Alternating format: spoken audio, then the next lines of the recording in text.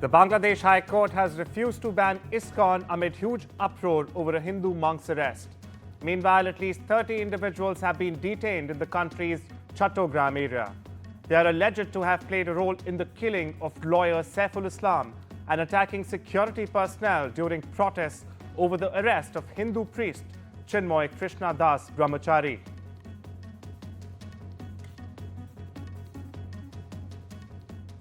A ceasefire between Israel and the Lebanese militant group Hezbollah that began Wednesday appears to be holding.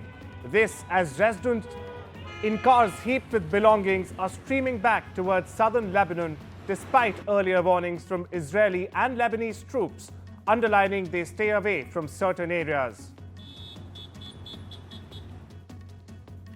According to Gaza's health authorities, the death toll from the ongoing Israeli attacks in the enclave has risen to 44,282, with over 104,000 injured.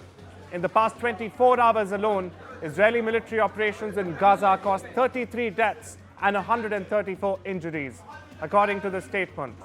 The Israeli Defense Forces continue to carry out military operations in multiple places across the Gaza Strip. 3 people were killed and 1 seriously injured early Wednesday when a Tesla Cybertruck crashed and caught fire in Northern California. The Piedmont Police Chief, Jeremy Bowers, said speed was likely a factor in the single vehicle collision, but added that authorities would continue to investigate the circumstances of the tragedy. Listen in.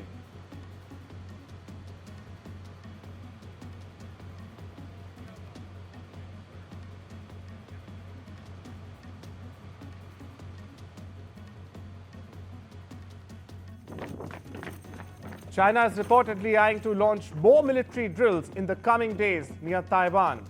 The country's security officials opine Beijing is reportedly using President Lai Ching-te's upcoming visits to the Pacific and scheduled U.S. transit as a pretext.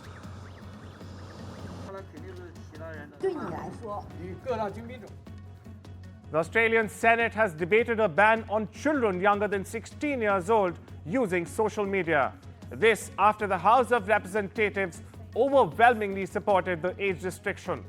The bill would make platforms like TikTok, Facebook, Snapchat and X liable for fines of up to 50 million Australian dollars for systematic failures to prevent young children from holding accounts. The core focus of this legislation is simple. It demands that social media companies take reasonable steps to identify and remove underage users from their platforms. This is a responsibility these companies should have been fulfilling long ago, but for too long they have shirked these responsibilities in favour of profit. This is not a radical concept, it's a necessary one. Relatives of protesters detained during Venezuela's post-election crackdown held a vigil on Wednesday at the headquarters of the Bolivarian National Intelligence Service. Thousands of people were detained during and after the deadly protest that follows Venezuela's disputed July presidential election. Protesters took to the streets chanting, "Freedom to those who are imprisoned for fighting." Listen in. Hoy yo quiero que acudamos a la oración, a Dios Todopoderoso. Hoy es día de la Virgen de la Milagrosa.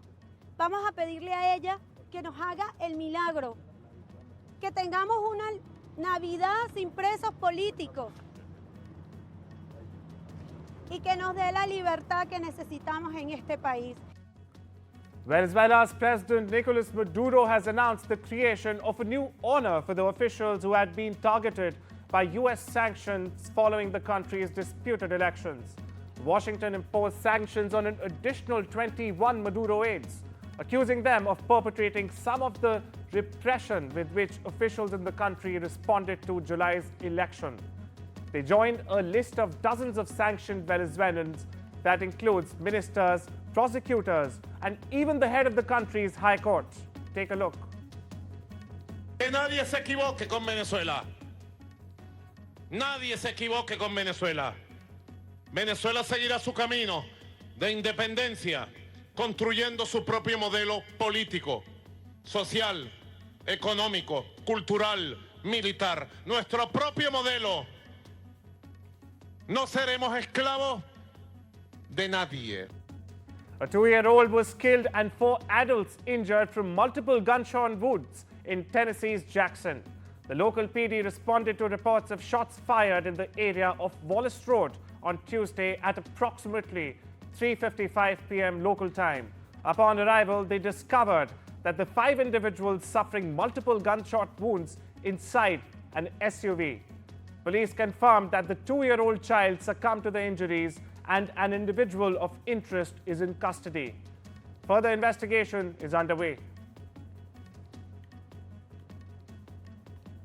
Former TV host Charlie Rose has settled a sexual harassment lawsuit brought by 3 women in the wake of his Me Too era ouster from CBS News in 2017 and the cancellation of his long-running eponymous PBS talk show.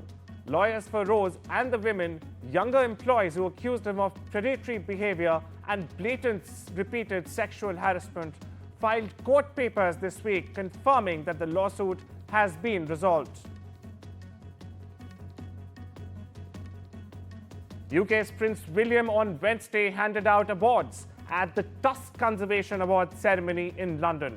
Among others, he presented the Prince William Award for Conservation in Africa to Nomba Name and the Tusk Award for Conservation in Africa to Edward Aruna. Here's more. I believe we are the lucky ones. We live in a world in which incredible wildlife exists. And I want that for the generations that follow. I want my children to live in a world where swallows still migrate, gorillas still live in the cloud forests of Uganda, and rhinos still roam the arid rangelands of Namibia. It'll be thanks to extraordinary leaders such as those that we are celebrating today that this will happen. Shenyang City in China's northeast Liaoning province has welcomed the return of the remains of 43 more Chinese People's Volunteers martyrs. They died during the war to resist US aggression and aid Korea. In recent days, many billboards, outdoor electronic screens, bus stations and various places in Shenyang were decorated with slogans and posters to welcome the return of the remains of the fallen soldiers from South Korea.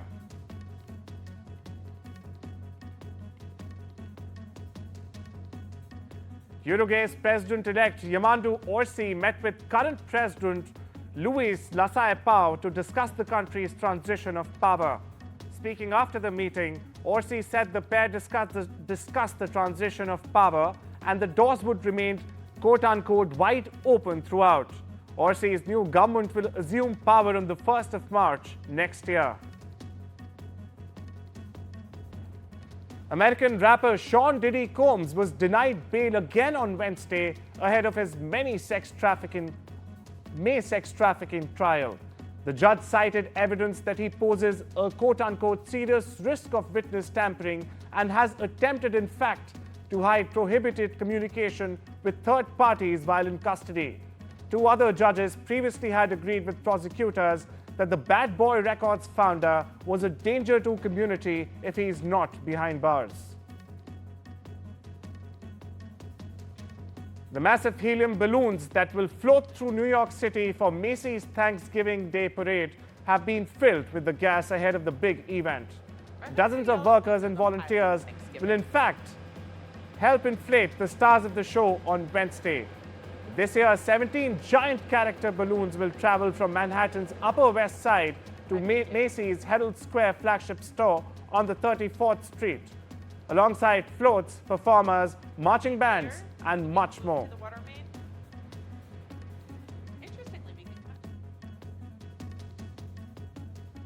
In the remotest reaches of Alaska, there's no relying on DoorDash to have Thanksgiving dinner, or any other dinner for that matter of fact, delivered. But some residents living well off the grid will nevertheless have turkeys brought in, well, by air. Esther Kim flies low and slow in a small airplane over rural parts of south-central Alaska, dropping frozen turkeys to people living in roadless Alaska. Listen in to Kim. I grew up in the bush, in the rural Alaska, so there's no roads. The only way that you can get there is by airplane, by snowmobile, or boat if you're on the river system. And so during freeze up, during Thanksgiving time, everyone is stuck.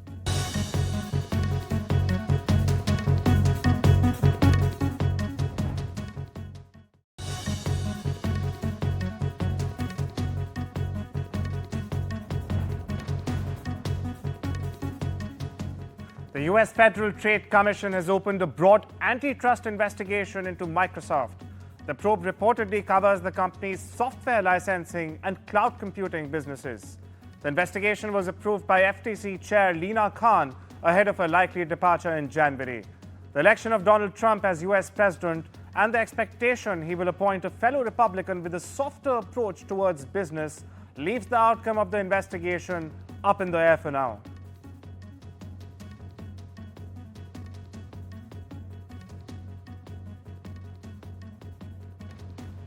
Toyota Motors' global output has dropped for the 9th consecutive month in October.